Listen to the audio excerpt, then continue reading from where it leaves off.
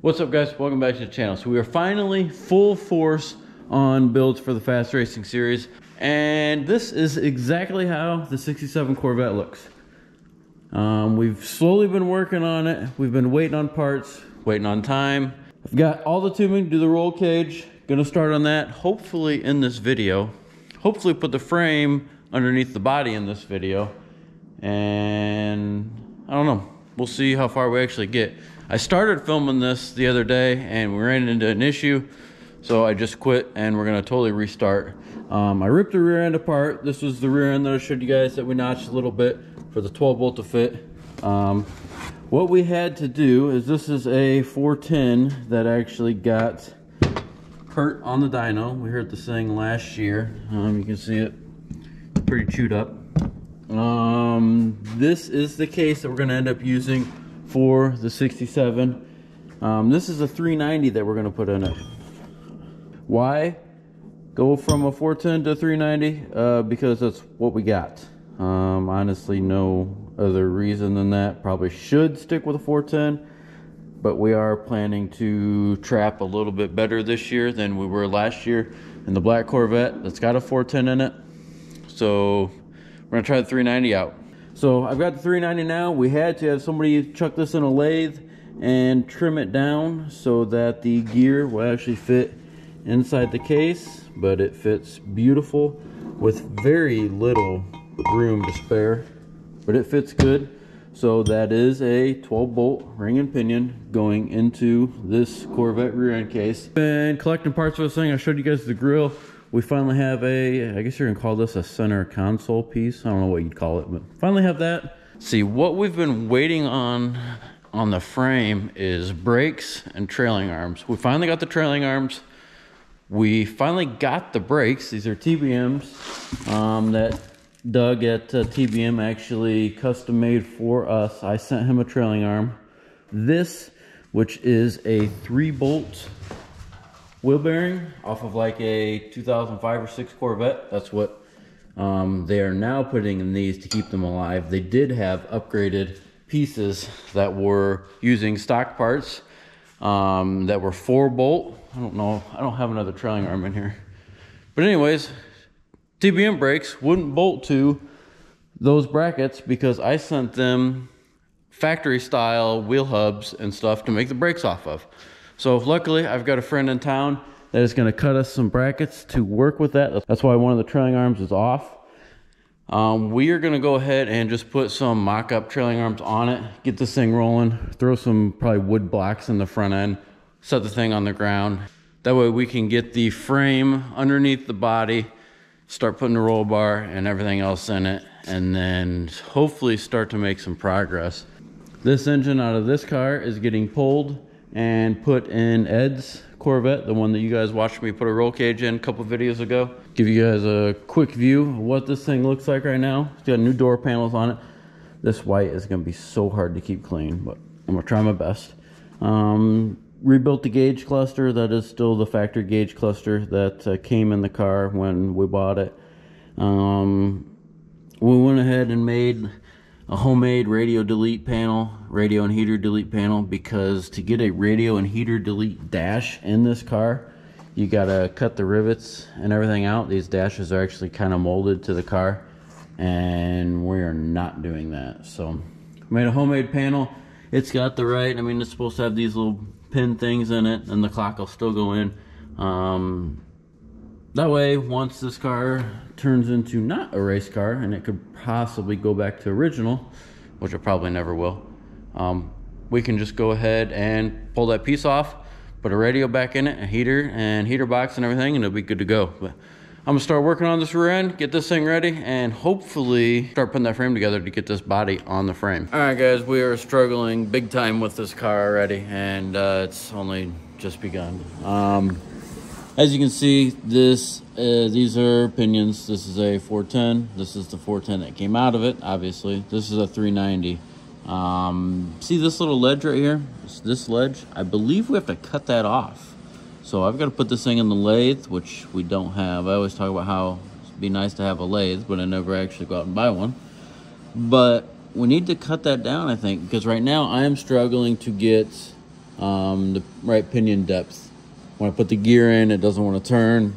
Pinion needs to be in further, and I can clearly see why right there. Currently, we are struggling with putting the rear end together. I kind of already explained that, but I don't know if in the video I actually fixed the rear end and put it together or not. But right now, getting tires put on so that we can make this thing a roller. We're just gonna put a original rear end in it, original style trailing arms, and just get this thing a roller so we could try to get the body put on it.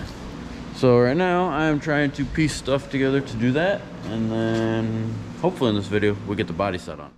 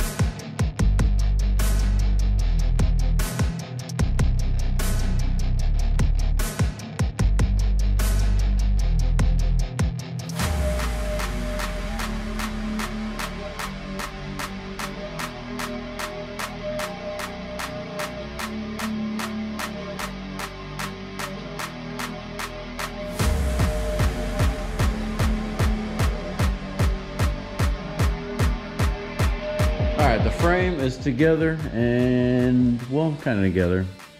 Everything back here is coming apart. Got no shocks or springs up front, but it is ready to have the body dropped on it. Once we do that, I've got all the tubing right here. I'm gonna build a roll bar for it, and then we can actually start putting the interior together and then start wiring the thing. I've got a new wiring harness, and that box is the wiring. Let's see, I've got all sorts of stuff in here. This is all fuel lines. I gotta get fittings somewhere else. For some reason, they didn't have the fittings I wanted in stock. Got ourselves a tack. Fancy little, well, I guess that's a big tack. Fancy big tack with a big shift light, because I struggle to pay attention to shift lights, so. This is a battery kill switch, belts, parachute kit. Both these cars are getting parachutes. For safety reasons, not because they won't stop, because we race on good tracks that have long shutdowns, but if these things get sideways at about 148, 150 mile an hour, one cool thing about a parachute is you throw the parachute, it catches you. You usually don't end up wrecking if you can catch it in time, or the wreck isn't as bad if you can catch it with the parachute. There's many different reasons on why a parachute should be needed in a car that's going as fast as we're going in these, especially on these little tires. So if you get out of shape, you know, even going 130 mile an hour, the parachute will stable the car and hold the car straight. I know it's gonna upset a bunch of people, but I mean, it's no different than having a roll bar or a 5-point harness. We're going fast enough now. We went 148 last year, and I believe we're gonna break 150, and NHRA rule is 150 and faster. You have to have a parachute. I actually had a parachute on my Nova for many years, and it only went like 145 to 150. I mean, it would vary depending on the weather. So parachute is good. Oh, there's my water. I knew I said it somewhere. Let's see, we got ourselves catch cans, a screen for the Holly, a bunch of stuff for the Holly, wiring harness. This is the old harness that we're cutting plugs off of for like the headlights and stuff like that. We did put new headlight motors in the car. That is what this wire is. And then, so these headlights will work. They will flip back and forth. Everything is going to work on this thing as far as I know. Bought a pretty fancy wiring harness that we're going to wire it all through actually the Holly probably. And I don't know, it should be pretty cool. So right now we're going to lift the car up off of the little frame that we got there and slide this frame over there, get her set on all fours. Dang, we need to do something. That thing's leaning. I have to put it up on jack stands when we do the cage so that it's actually level. But yeah, we're going to do that right now.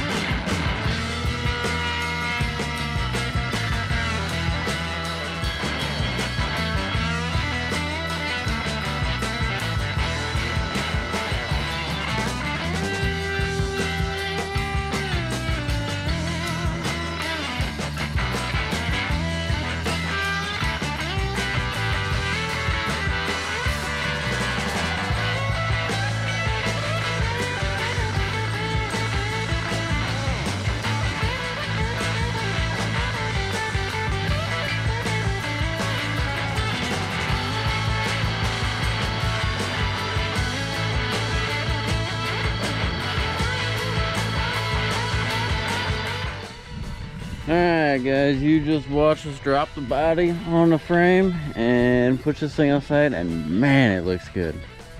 It's gonna look real good once we get all the white interior in it. But still, right now, this thing looks awesome. Sits good, it's got about the perfect stance.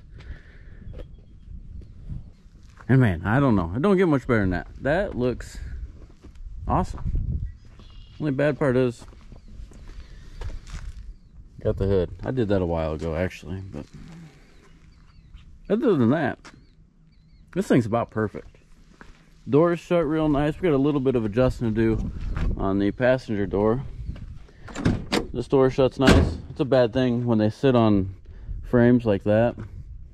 They tend to move around since they're fiberglass.